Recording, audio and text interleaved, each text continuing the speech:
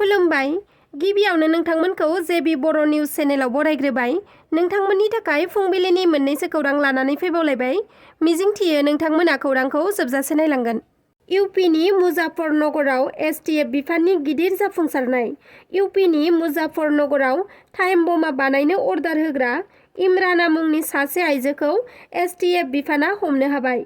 बमा बानायनायनि master mind इमरानाखौ पुलिसआ हमनानै जोबथेसालियाव लानानै थाङो। इमराना बिथाङा बटलजों टाइम बमा बानायनो थाखाय अर्डार होदोंमोन।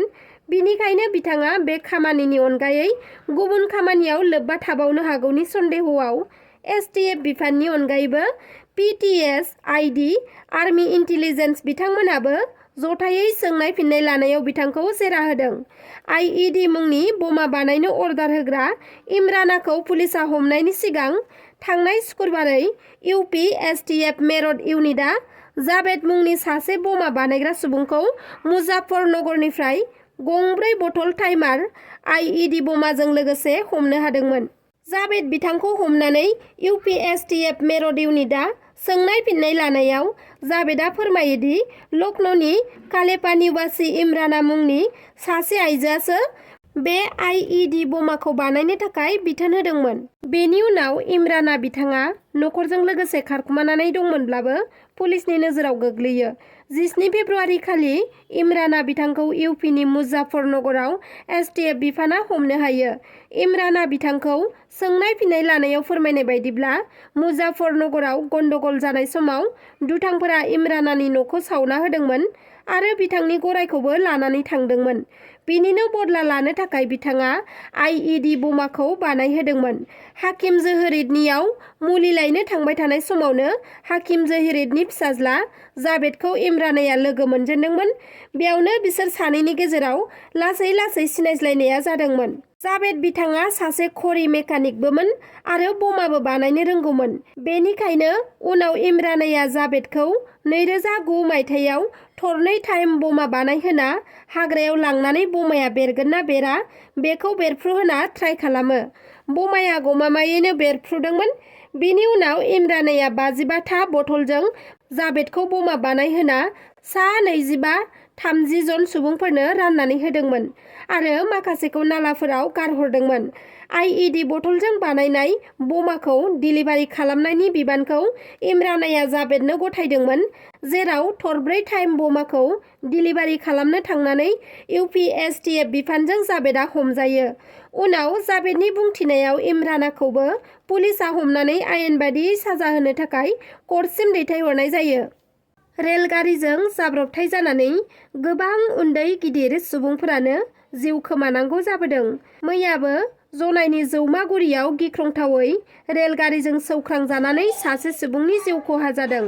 फोरमायथिनाय बायदिब्ला APDCL आव खामानि मावनाय मैना सनवाल बिथाङा 2 नं रायांग आरो राजाखाना ओनसोलाव डिउटि मावना न'फारसे गिदिंलांफिननाय समावनो मोनानि 7 रिंगा 15 मिनिटसो समाव लामा क्रस खालामनाय समावनो हरखाब रेलगारिया फैनानै बिथां गाखोनाय एल्ट' गारिखौ सौख्रांलाङो। 2 नं रायांगनिफ्राय सौख्रांनानै जनाइनि जैमागुरि गामिसिम खमैबो 150 मिटारसो सुस्रायनानै लानानै थांफायो, जायजों बिथांनि गारिया बायख्रेबनानै थेर-बेथेर जादोंमोन आरो मैना बिथाङाबो जिउ खोमानो गोनां जादोंमोन। बिथांनि जाब्रबथाय जानाय एल्ट' गारिनि नाम्बारा AS 06 AG 6690। ओनसोलनि सुबुंफोरा फोरमायथिनाय बायदिब्ला सेलेखागुरियाव लामा क्रसिं खालामनायाव रेलगारिनि गेट गैयामोन, जायनि थाखाय बे दुखुनांथाव जाथाया जानो मोन्दों। बिनिखायनो रेलगारि खारबोनाय समाव जाहाथे सुबुंफोरा लामा क्रस खालामा बिनि थाखाय गेट बानायना होनांगौनि गोख्रों दाबि खालामदों ओनसोलनि सुबुंफोरा आरो लोगोसे खम समनि गेजेरावनो अभारब्रिज बानायना होनांगौनिबो गोख्रों दाबि खालामदों। जुदि बिथांमोननि दाबिखौ रेल बिभागआ गनायनानै लाया, अब्ला रेल साइटिंखौ बख'ना होगोननिबो गोख्रों हुमखि होदों रेल बिफाननिसिम। साननि समावनो लाख लाख रांनि गहेनाफोरखौ खावनानै लांदों सासे सिनाय मोनि सिखावआ। गुवाहाटीआव जादों बे लुथिनाय जाथाया। गुवाहाटी नोगोरनि उजान बाजाराव थानाय मटक रिय'नि दा क्राउन मुंनि जुलि मण्डपआव जुलि लानो थाखाय फैदोंमोन बिबेक रय मुंनि सासे सुबुङा।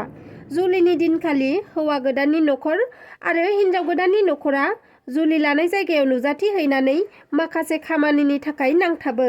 बे समावनो हौवा गोदान आरो हिन्जाव गोदान लागोनि सुबुंफोरा खामानियाव नांथाबनायखौ सुजुग लानानै हौवा गोदान लागोनिफ्राय जानानै फैफानाय सासे सिनाय मोनि सिखावा खैना गोदाननि थाखाय लाबोनानै दोनफैनाय सनानि गहेनाफोर आरो गानग्रा सि जोम बायदि बायदि सोनानै दोननाय बेगखौ लानानै खारखुमालाङो।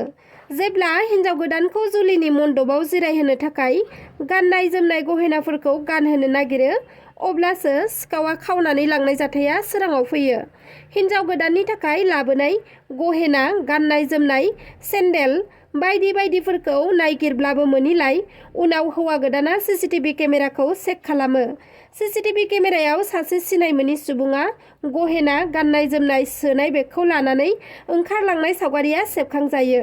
फोरमायथिनाय बायदिब्ला गासै सिखावा खावनानै लांनाय सना, माला, आसान, पाटनि सारि, गाननाय जोमनाय, सेन्देल बायदि बायदि मुवा बेसादफोरा 2.4 लाख रांनिमोन होनना हौवा गोदाना फोरमायथिदों। दायो बे जाथायनि बागै हौवा गोदान एबा बिबेक रयआ नुनमाथि पुलिस थानायाव एजाहार होबाय होनना मिन्थिना मोन्दों। बरपेटा रडआव ड्राग्सजों लोगोसे सासे फालांगिरिखौ पुलिसआ हमनो हादों। बरपेटा पुलिस आरो एसएसबि मोन्नैबो हान्जाया जथायै अपारेसन खालामनानै आयेननि बेरेखा ड्राग्स फालांगि खालामग्रा सुबुंखौ ड्राग्सजों लोगोसे बरपेटा रडनि रेलगेट साखाथियाव हमनो हादों।